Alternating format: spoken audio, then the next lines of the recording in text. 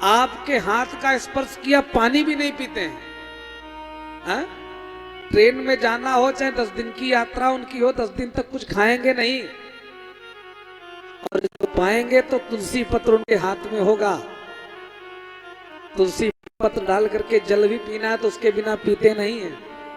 शिला वस्त्र पहनते नहीं है, आश्रम बहुत बनाए नहीं है।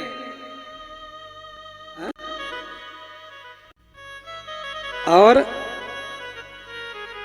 हम जिस में हाँ गुरुकुल में पढ़ने गए थे, जिस अवस्था में देखी थी, वैसे आज भी जवान है, हम बूढ़े हो रहे हैं।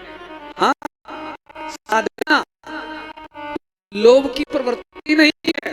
और कभी उनको दक्षिणा देने लगो, प्रणाम करने दे, बेटा धन का दुरुपयोग ना करो। अरे इसको देने से क्या होगा, दोगे आदत खराब हो जाएगी, संचित करो, तुम्हारे आगे परिवार है, व्यवस्था है, उसको देखने के लिए धन का दुरुपयोग न करो। तो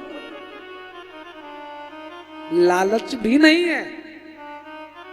हा?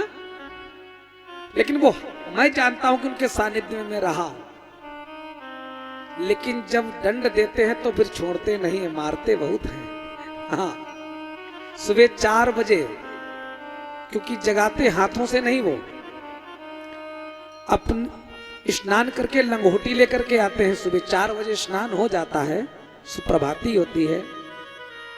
प्रभाती होने के बाद अगर प्रभाती में से उपस्थित नहीं है तो गिनती गिन लेते हैं कितने लोग हैं और कौन सो रहा है। और बाल्यकाल में नींद बहुत आती है। हा? इतनी नींद आती है कि सोचे कि स्वर्ग का आनंद ले रहे हैं, कोई जगाए नहीं। और 10 मिनट सोने की इच्छा, 10 मिनट और मिल जाता।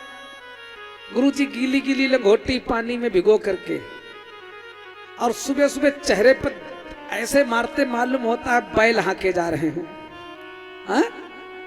अब क्रोध तो बहुत आता है, लेकिन दिखाएं किस पे, कोई क्रोध देखने वाला हो। घर में माता जी जगाए तो चिल्ला दे, डिस्टर्ब मत करना, लेकिन गुरुजी को डिस्टर्ब कह देंगे तो हमको डिस्टर्ब कर देंगे। हाँ? है कि नहीं? गुरुजी के मूर्ख कहीं के, आश्रम का अन्न खाते हो, आश्रम में रहते हो, ये मेरी प्रॉपर्टी का अन्न नहीं है। किसी सेठ ने, किसी महंत ने, किसी व्यवस्था के द्वारा यहाँ पहुंचा है, और उसको ऋण से मुक्त होने के लिए तुमको प्रातः काल 4 बजे उठना पड़ेगा। प्रार्थना भगवान की करनी पड़ेगी कि मैंने उसका अन्न खाया है तो भगवान उसकी वृद्धि करो। और जब तक आप खाए हुए अन्न का आप भाग अदा नहीं करोगे, जब तक ऋण अदा नहीं करोगे, तब तक कोई कार्य नहीं आगे कर सकते। भोजन तभी मिलेगा जब उतना भजन करोगे। तो प्रातः काल 4 बजे उठा करके शुभ प्रभात होता है। हमारे कौशल्या शुभ प्रजारा मां पूर्वा संत्या प्रवर्ते। सुंदर वैष्णव संप्रदाय का हमारा आश्रम है। तो सुंदर सुप्रभात होने के बाद फिर स्नान होता है।